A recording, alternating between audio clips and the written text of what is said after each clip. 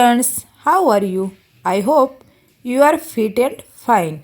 Today we will learn English Standards 8, Sem 2, Unit 1, Activity 3, 4 and 5. Let's go. Activity 3. Read the following passage. તો સૌથી પહેલાં આપણે આનું વાંચન કરીશું. John is an acrobat. He works in the great global circles. He works in the great global circus. He practices very hard for his shows. He can perform on a high swing. He can ride a motorcycle. He can walk on a rope at a great height. But he cannot ride a horse. He cannot jump through a fire ring. He cannot play tricks like jokers. તો અહીંયા મિત્રો આપણે ફકરો વાંચ્યો એના પરથી આપણને ખ્યાલ આવ્યો કે કયા શબ્દ વારંવાર જોવા મળે છે તો કેન. અહીંયા મિત્રો કેન એક મોડલ વર્બ છે. મોડલ વર્બ છે એટલે સહાયકારક ક્રિયાપદ. અને કેન એટલે એની અર્થ થાય ગુજરાતી શકું છું. હું આ કામ કરી શકું છું. દાખલા તરીકે હું એમ કહું કે આઈ કેન સ્પીક ઇંગ્લિશ, તો ઇંગ્લિશ બોલવાની મારી ક્ષમતા છે, એબિલિટી છે. હું અંગ્રેજી બોલી શકું છું. તો એના માટે શું આવશે? કેન શબ્દનો આપણે મોડેલ વર્બ્સનો ઉપયોગ કરીશું. I can not drive a car.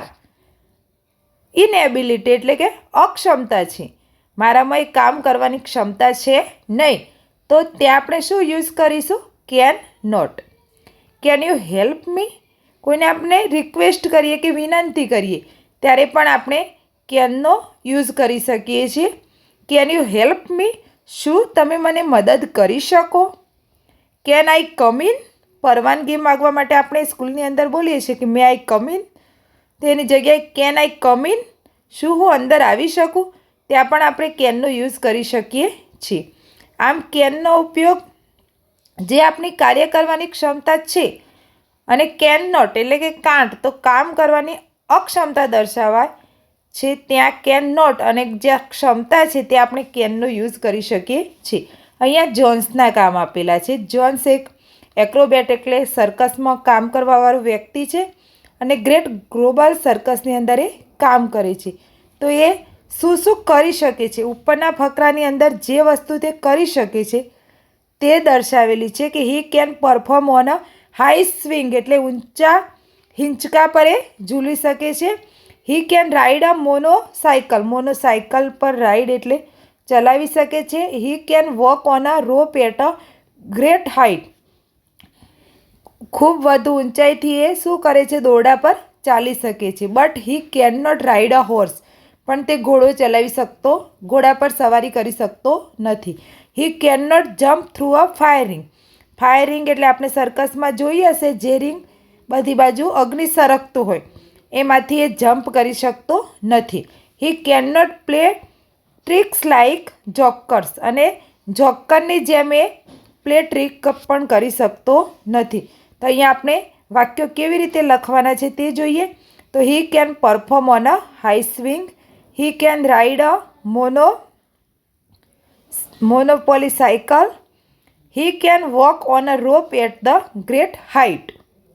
હવે કેન નોટ તે શું નથી કરી શકતો? તો he can not ride a horse. He can not jump through a fire ring. He can not play tricks like jokers. Next જોઈએ આપણે. તો અહીંયા બી આપેલો છે. Work in group. List 5 different way in which you can not use a ruler. Think differently. You can write more answer and put them on a notice board. Ruler એટલે અહીંયા મિત્રો ruler એટલે માપપટ્ટી, ફૂટપટ્ટીની વાત કરવામાં આવી છે. એનાથી તમે શું કામ કરી શકો? તો we can dig a hole with a ruler. Dig hole એટલે જમીનની અંદર હોલ પાડી શકીએ એમ. બીજું શું કરી શકીએ આપણે રૂલરની મદદથી? તો we can tear a paper with a ruler. કાગળ હોય ને ફાડી શકીએ. ટીયર એટલે ફાડી શકીએ. We can apply butter with a ruler. We can apply butter with a ruler એટલે બટરના ક્યાંક લગાડવું હોય આપણે તો રૂલરથી લગાડી શકીએ. We can use ruler as a paperweight. Paperweight તરીકે પણ એનો યુઝ કરી શકીએ. We can use ruler to eat bhel. અને ભેલ ખાવા પણ યુઝ કરી શકીએ. યુ કેન નોટ તમે ક્યાં ઉપયોગ ન કરી શકો? તો we can not draw a circle with a ruler એટલે એનાથી આપણે સર્કલ દોરી શકીએ નહીં. We can not paint with a ruler. We can not fly a kite a ruler. We can not cut cloth with a ruler. We can not drink milk with a ruler.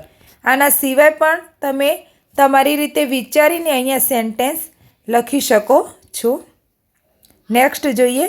Work in activity 4 છે.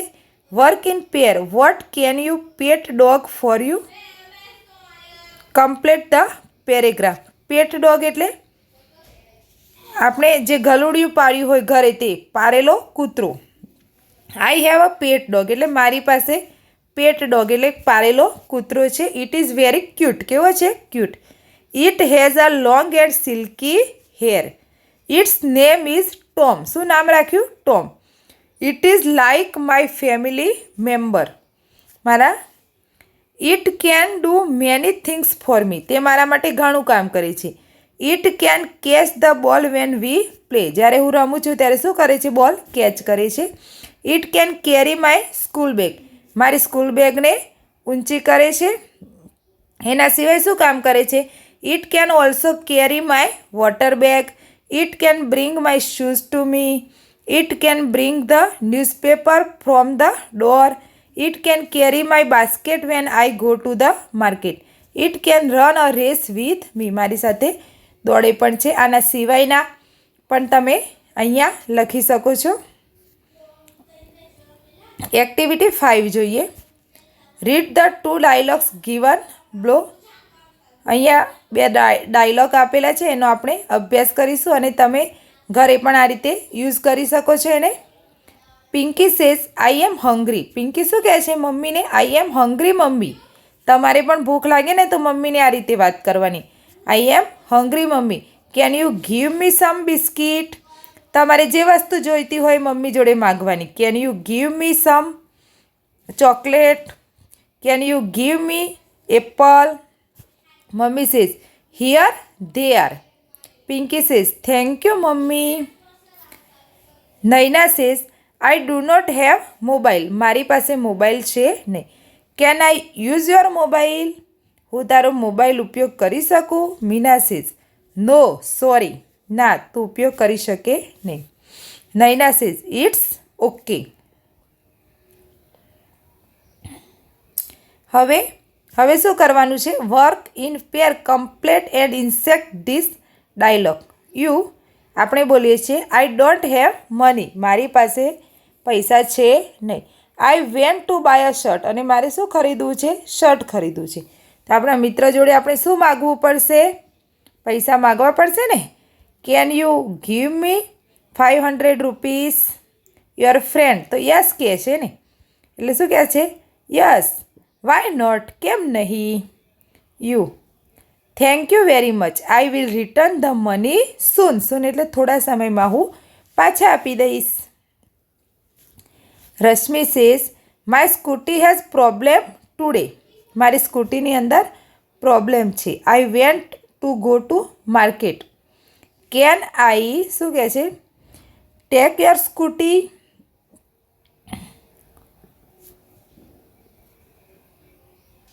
Scooty અહીંયા Y આવશે મિત્રો. કોમલ says no sorry. કોમલ શું કહે છે? નો sorry. Rashmi કહે છે but it is urgent. Vedant says I want to go to Baroda. I don't know the time of the next train. મને આના પછીની કઈ ટ્રેનનો ટાઈમ છે ખબર નથી. Can you help me? Jay says no I do not નો. હું પણ જાણતો નથી. આઈ એમ ન્યૂ હિયર. હું અહીંયા નવો છું એમ. વેદાંશ સેજ ઓહ ઇટ્સ ઓકે.